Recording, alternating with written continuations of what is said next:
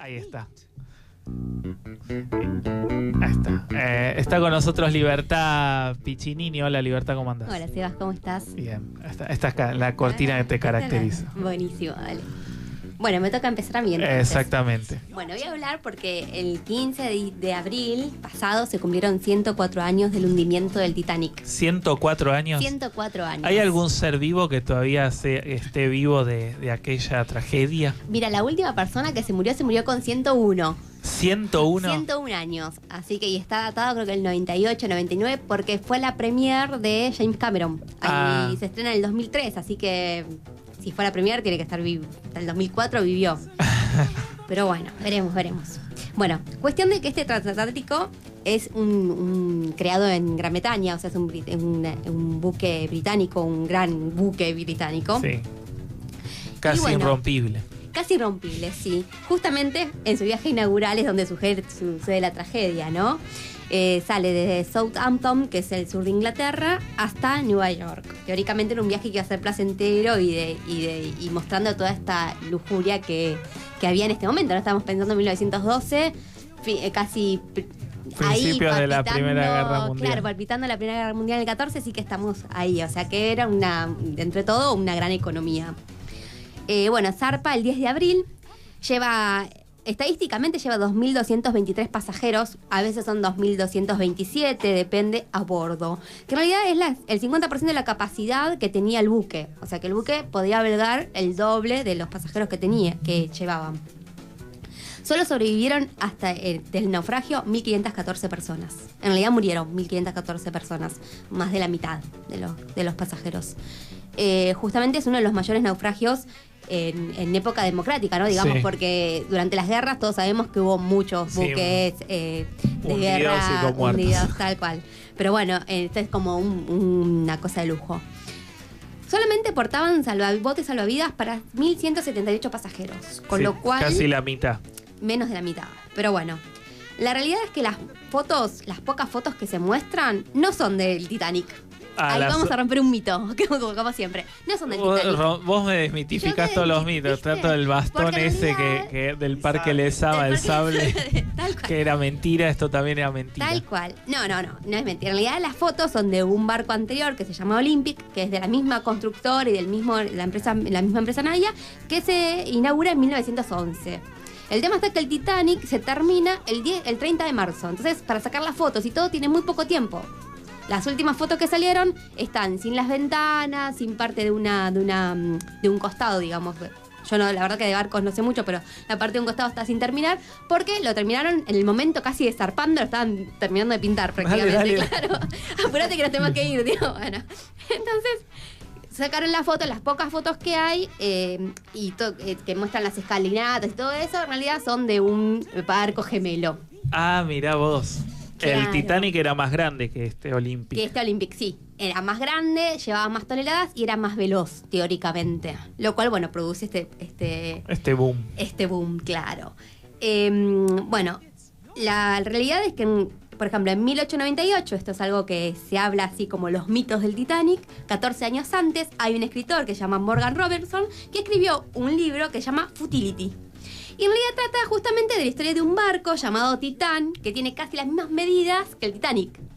Bueno, también se hunde en el mar. También es un barco que teóricamente es inhundible. Otra que Nostradamus. Que lleva a los pasajeros con grandes lujos y que también choca, no con un iceberg, sino con otra cosa. Y bueno, y se hunde. O sea que es una asombrosa coincidencia histórica, ¿no?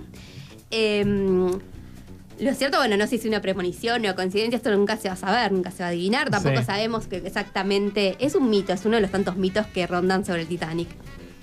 También hay otros mitos que dicen que, por ejemplo, la banda, que estaba compuesta por 8 músicos del Titanic, siguió tocando hasta las 2 horas y media que tardó el hundimiento del Titanic. Quiere decir que lo de la peli era mortal, era verdad. Era verdad, tal cual. Es lo que más me quedó grabado de la película.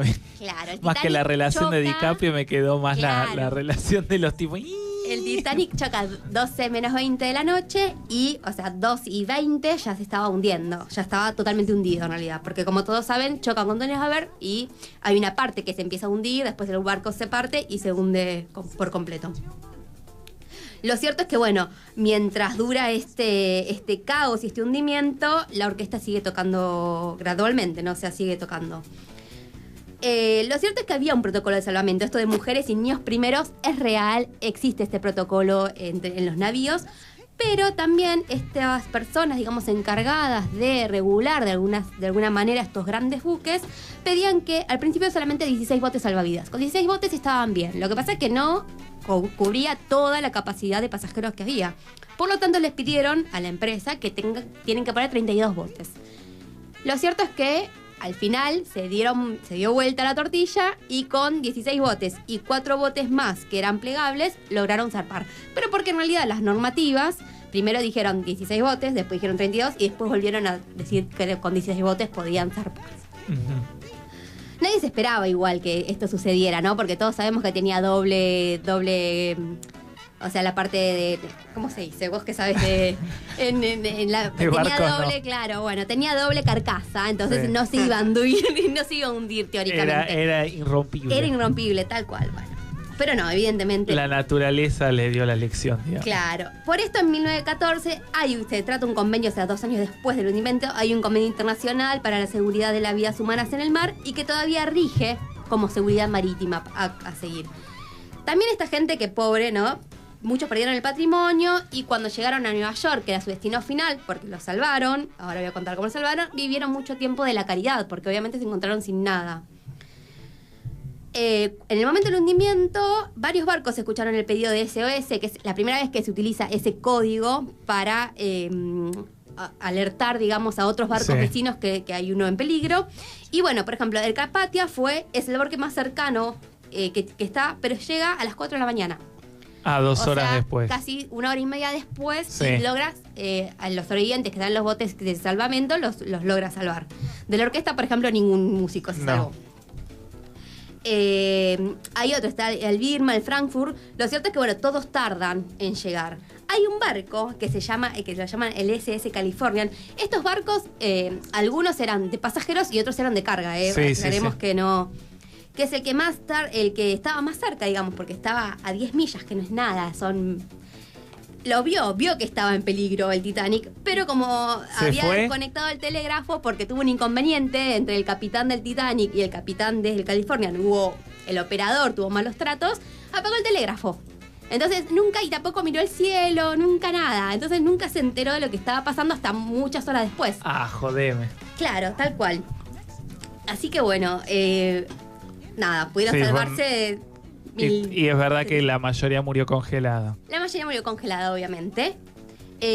Bueno, en 1985 se descubre el pecio. El pecio se llama a todos estos restos de navío o de cualquier artefacto que esté hundido en el mar. Y está a 3.784 metros de profundidad. Obviamente que los restos se encuentran, actualmente están dañados y deteriorados, ¿no? Nadie es un mar, digamos, es el Atlántico, y los cuerpos, las corrientes. Y los cuerpos de las personas ya están desintegrados.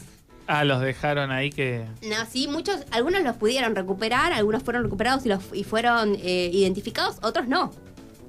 Otros no, porque pensaba que había mucha gente. Todo el mundo dice que había gente hasta la tercera clase, o sea, de primera clase, que eran los pasajeros de lujo, hasta tercera clase. El pasaje de tercera clase salía 8 libras en ese momento, lo que significa que era, a precio actual, sería el alquiler de un año. O sea, por lo menos estaríamos hablando de 50.000 pesos el pasaje de Inglaterra a New York. Por lo tanto, no eran tanto de tercera clase, sino eran más bien profesionales que ahorraron para poder viajar y hacer una nueva vida en Estados Unidos. Bueno, este encuentro, digamos, en 1985, lo que hace es que, bueno, mucha gente empieza a buscar las pertenencias y las valijas y las vajillas y todo lo que andaba dando vueltas por ahí. Hay un mito que dice que dentro de las bodegas habían trasladado una momia egipcia, que es la princesa de Amon-Ra, que su reinado fue en el 1500 a.C.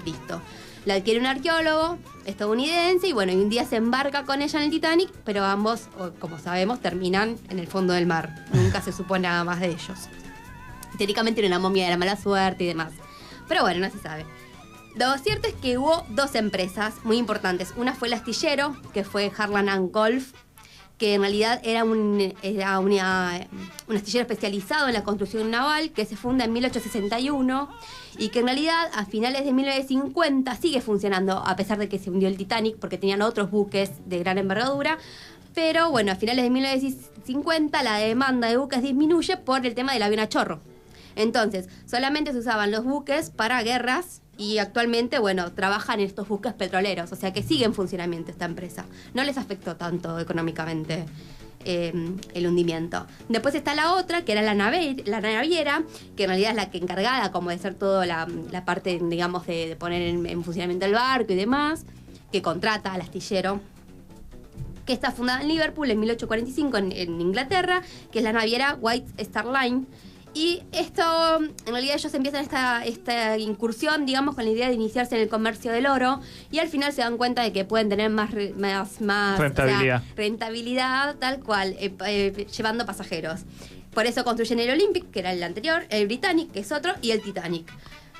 De estos, de los estos tres barcos, los encargados fueron los ingenieros navales Alexander Carlisle y Thomas Andrews. Thomas Andrews iba a bordo del hundimiento, claro. No sabemos si te mató de un balazo, ¿no? No, pero es el de la peli. Pero claro, iba a bordo del hundimiento. Y bueno, y esta empresa también termina fundiéndose porque obviamente después de la década del 20, Estados Unidos, como limita la entrada de extranjeros, muchos barcos ya no funcionan, se dejan de utilizar porque causan pérdidas. O sea, imagínate que trasladar una persona de Inglaterra a Estados Unidos, habiendo otros medios, no, y más cuando vos llegás, encima te cierran la entrada, decir, bueno, no viajo más.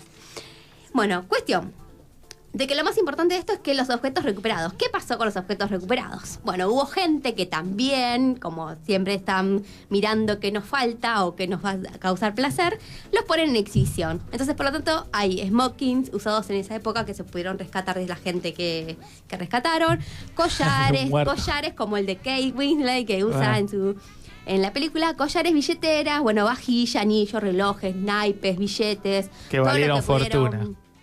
Ahora valen fortunas. En el 2012 justamente se organiza una subasta con 5.000 objetos recuperados del Titanic, que en realidad no se debería hacer, porque todos sabemos que hay una ley que dice, bueno, que el tesoro en realidad debería ser para el país que los encontró y reservarlos como patrimonio, pero bueno.